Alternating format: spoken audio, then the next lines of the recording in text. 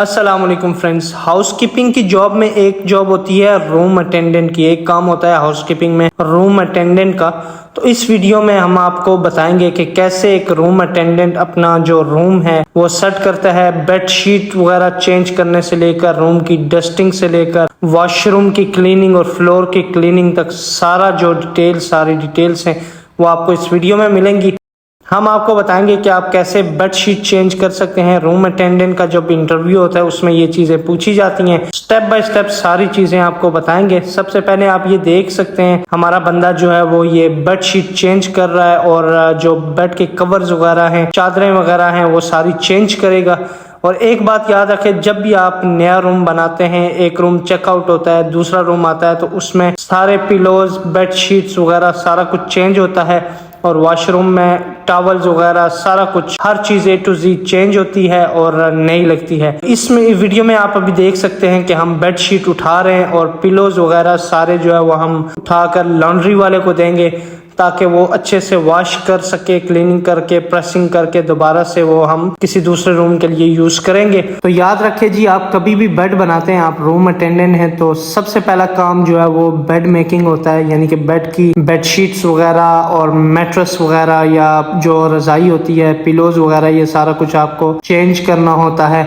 ये होता है जी स्टेप 1, क्योंकि जब आप बेड चेंज कर लेंगे उसके बाद बाकी क्लीनिंग वगैरह करेंगे तो आपके लिए आसानी होगी। तो ये आप देख सकते हैं, ये जो नई चादरें हमने मंगवाई हैं लॉन्ड्री से नई प्रेस की हुई चादरें हम इस बेड पे बिछा रहे हैं। मैट्रेस आप देख सकते हैं कि हमने सारी चादरें रिमूव की हैं, पुरानी जो दूसरे बंदे ने इस्तेमाल की थी वो सारी चादरें हमने रिमूव करके नई चादरें लगा रहे हैं ताकि एक नया रूम चेक इन के लिए आए, अगर नया कोई कपल या नई कोई फैमिली चेक इन के लिए आए तो उसके साथ उसके लिए जो सामान है वो बिल्कुल नया हो और उसे कोई हाइजेनिक प्रॉब्लम ना हो, कोई एलर्जी वगैरह ना हो। क्योंकि नॉर्मली क्या होता है, जब आप वही चादर लगा देते हैं तो क्या पता उस दूसरे बंदे जो इधर रात गुजार के गया है उसे शायद कोई बीमारी हो या कोई एलर्जी की प्रॉब्लम हो, तो वो जो है वो दूसरे बंदे को शिफ्ट हो सकती है। उसमें रिस्पॉन्सिबल जो है वो आप होंगे, क्योंकि एज पर सेफ्टी प्रोसीजर आपको जो है वो चेक इन के बाद या चेकआउट के बाद सारी चादरें और सारा जो सामान है जो बंदा यूज़ करता है वो चेंज करना होता है और कुछ में सैनिटाइज वगैरह करना होता है।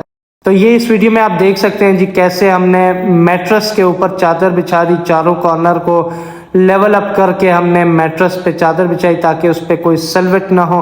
और उसके बाद ये जो है वो ये जो रज़ाई का कवर होता है वो है, आप बेड पे सीधा रखेंगे तो आप अगर अकेले हैं, नॉर्मली रूम जो है वो 2 बंदे मिलके बनाते हैं, अगर आप रूम अटेंडेंट तो आपको बेहतर पता होगा, 2 बंदे नॉर्मली मिलके बनाते हैं। पर यहाँ पे अगर एक बंदा है तो आप ऐसे जो है वो रज़ाई का कवर मैट्रेस के ऊपर रखेंगे, उसके बाद रज़ाई को ऐसे पकड़ के दोनों कॉर्नर जो रज़ाई का कवर है उसके ऊपर मिलाएंगे और मिलाने के बाद आपको रज़ाई को थोड़ा खींचेंगे तो रज़ाई कवर में आ जाएगी। तो ये हो गया जी रज़ाई का कवर, हमने अकेले में बिछा के आपको दिखा दिया कि कैसे आप रूम अटेंडेंट की जॉब में रज़ाई का कवर भी चढ़ा सकते हैं अकेले में।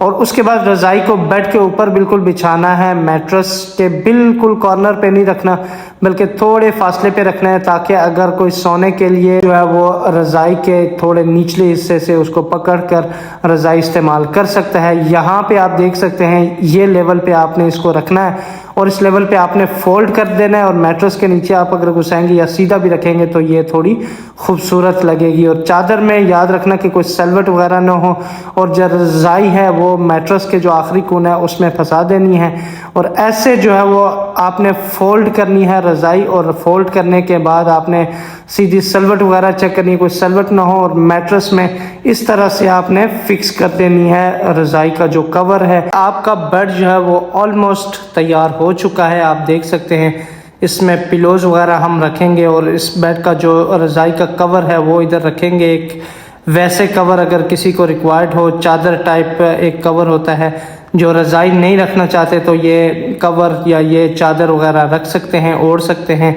और ये जो है वो पिलोज के कवर आप देख सकते हैं कैसे आपने सराने को फोल्ड करके पिलो का कवर अकेले में आप चढ़ा सकते हैं। सराने को ऐसे फोल्ड करें और फिर कवर के अंदर ऐसे डालें और दोनों कॉर्नर को मिलाकर आप खींच सकते हैं तो ये कवर चढ़ गया जी सराने का। दूसरे सराने का भी हम ऐसे ही चढ़ाएंगे और इसको हमने ऐसे बेड पे रखा। अभी आप देख सकते हैं बिल्कुल स्ट्रेट जो है वो नया कवर अच्छा भी लग रहा है और अच्छे तरीके से हमने जो है वो कवर भी चढ़ाया है। और दूसरा भी सेम तरीके से कवर को, पिलो को फोल्ड करना है और फोल्ड करके ऐसे आप खींचेंगे तो कवर जो है वो चढ़ जाएगा पिलो में और ये आपने बेड पे रख देना है। ये ऑलमोस्ट आपका बेड जो है वो तैयार हो गया। आप देख सकते हैं उसमें टेलीफोन्स, लैंप्स वगैरह और जो रिमोट होता है वो सारा कुछ होना चाहिए। साइड टेबल्स वगैरह सारे फिक्स होने चाहिए और ये जो चेयर्स और टेबल्स वगैरह अपनी जगह पे होने चाहिए।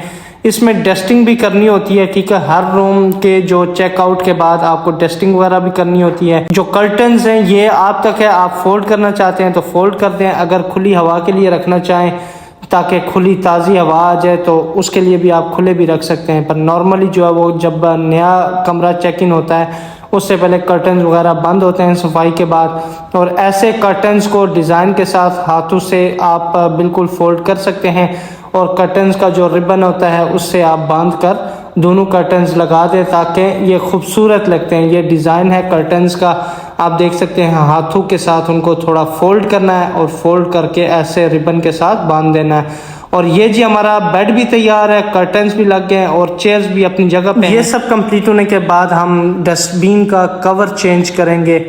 और डस्टबिन का कवर चेंज करने के लिए आपको ग्लव्स लाजमी पहनने होते हैं क्योंकि हाइजीनिक प्रॉब्लम हो सकती है, कुछ जरासीम वगैरह हो सकते हैं। उनसे बचने के लिए ग्लव्स वगैरह लगा कर हम डस्टबिन चेंज कर रहे हैं। उसके बाद हम जो है वो डस्टिंग करेंगे। डस्टिंग के लिए ये देखिए ये फर्नीचर पॉलिश है और फर्नीचर के ऊपर ये पॉलिश आप टॉवल के साथ थोड़ी ऐसे लगा कर आप देख सकते हैं ये आपने फोल्ड किया और फोल्ड करके ऐसे आप जो है वो थोड़ी पॉलिश लगाएंगे कपड़े के ऊपर और फर्नीचर पे लगाएंगे तो फर्नीचर बिल्कुल शाइनिंग करेगा जी, बिल्कुल शाइन करेगा। चमकता हुआ फर्नीचर आप देख सकते हैं। टेबल्स वगैरह और जो चेयर्स वगैरह हैं सारी जो है वो शाइनिंग बिल्कुल चमक रही होंगी।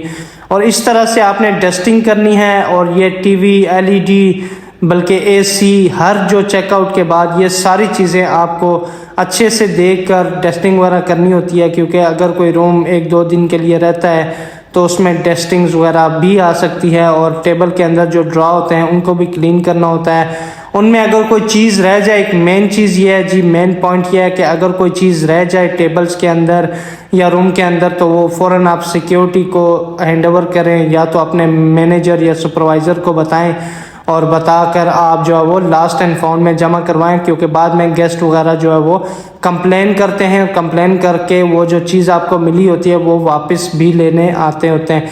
इसलिए आपको रूम से कोई भी चीज़ मिले तो ये एक अमानत होती है और वो आपको आप एज़ पर आपकी ड्यूटी आपको सबमिट करवानी होती है सिक्योरिटी के पास। तो ये हमारी डस्टिंग जो है वो हो चुकी है। बेड के ऊपर साइड टेबल्स हमने दोनों जो है वो क्लीन किया, आप देख सकते हैं। और ये जो टेलीफोन उठाकर और लैंप वगैरह उठाकर आपको डस्टिंग करनी होती है क्योंकि जब लैंप के नीचे से अगर आप कुछ टाइम के लिए उठाएंगे नहीं तो दाग वगैरह पड़ जाते हैं।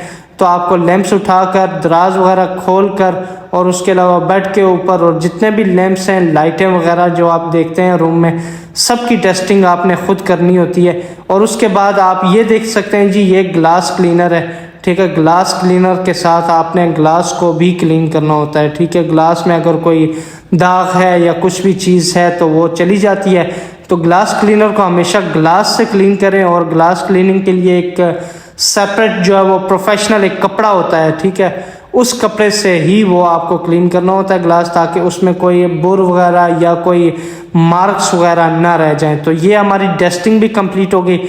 इसके बाद हम फ्रिज जो है वो उसमें रिफ्रेशमेंट आइटम रखेंगे। नॉर्मली हर जो होटल है उसका डिफरेंट प्रोसीजर होता है, ठीक है। जैसे ही आप चेकआउट होते हैं उसमें फ्रिज भर दिया जाता है कोल्ड ड्रिंक्स, चॉकलेट्स वगैरह से। पर इसमें हमारी जो रिक्वायरमेंट है सिर्फ पानी है तो हम पानी ही रखेंगे फ्रिज के अंदर।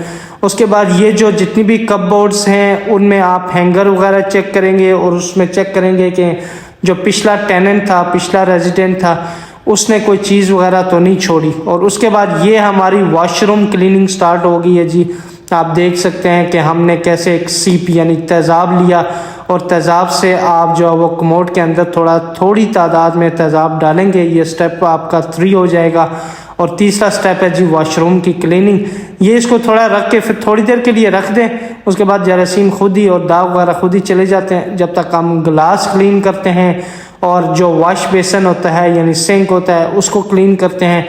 उसके ऊपर अच्छे से जो है वो शाइनिंग, ये जो ग्लास क्लीनर वगैरह होता है अच्छे से मारना होता है। और जो वॉश बेसन है उसके लिए अलग कपड़ा होता है जैसा मैंने पहले आपको बताया, और जो शीशा है यानी ग्लास है उसके लिए अलग से कवर होता है। तो ये देखिए जी वॉशरूम की क्लीनिंग हमारी ऑलमोस्ट कंप्लीट है। ये जो है वो नहाने का यानी शावर टब है उसको भी आपको क्लीन करना होता है, और टाइलें वगैरह भी यहाँ पे, क्योंकि जब जो पुराने टेनेंट होते हैं वो अगर शावर लेते हैं तो पानी के जो छींटे पड़ने से दाग पड़ जाते हैं दीवारों पे, तो दीवारें भी आपने चमकानी होती हैं।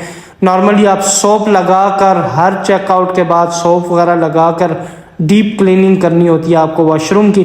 तो ये हमने दीवारें भी साफ़ की, नहाने वाला जो टब है वो भी साफ़ किया। आप देख सकते हैं कपड़े के साथ चमक रहा है बिल्कुल, इसमें कोई दाग वगैरह या कोई भी बाल वगैरह ना रह जाएं। आप उसका जो होल होता है वो भी चेक करें, उसमें भी कोई चीज़ रखी हुई ना हो। और उसके अलावा वॉशरूम के जो टॉवल्स वगैरह होते हैं वो भी आपको रखने होते हैं। तो ये जो पहले हमने तेज़ाब डाला था ये तेज़ाब अभी भी है, और आप देख सकते हैं तेज़ाब हमने कुछ देर के लिए रखा तो वॉशरूम बिल्कुल चमक रही है अभी। और कमोड के क्लीन होने के बाद हम जो टॉयलेट रोल होते हैं वो चेक करेंगे, टिश्यू रोल जिन्हें कहा जाता है।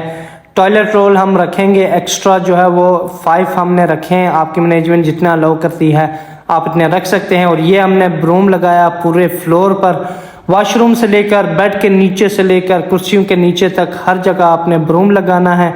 ब्रूम लगाने के बाद अगला प्रोसेस है जी मोप क्लीन करने का। तो आपने मोप जो है वो क्लीन करना है जी, जो फ्लोर क्लीनर होता है वो थोड़ा सा आप डालेंगे यहाँ पे और उसमें मोप डुबाएंगे तो आपका मोप क्लीन हो जाएगा। यही मोप आप थोड़ा थोड़ा गीला जो है वो टाइलों पे लगाएंगे तो टाइलें जो है वो शाइन करेंगी। वॉशरूम से लेकर आपने फ्लोर, जो रूम का फ्लोर है उस फ्लोर तक पूरी जो है वो मोपिंग करनी है। और ये देख सकते हैं कैसे हमने वॉशरूम के अंदर भी मोप लगाया, उसके बाद रूम के अंदर भी हमने मोप लगाया, और रूम के अंदर मोप लगाने के बाद ये आप देख सकते हैं थोड़ा गीला मोप हमने लगाया ताकि थोड़ा शाइन करे। तो इस तरह मोपिंग करने के बाद हमारा रूम जो है वो बिल्कुल तैयार हो चुका है। अगर ये वीडियो आपको पसंद आई हो तो मेरा यूट्यूब चैनल फरहान अब्बासी इसको सब्सक्राइब कर लें।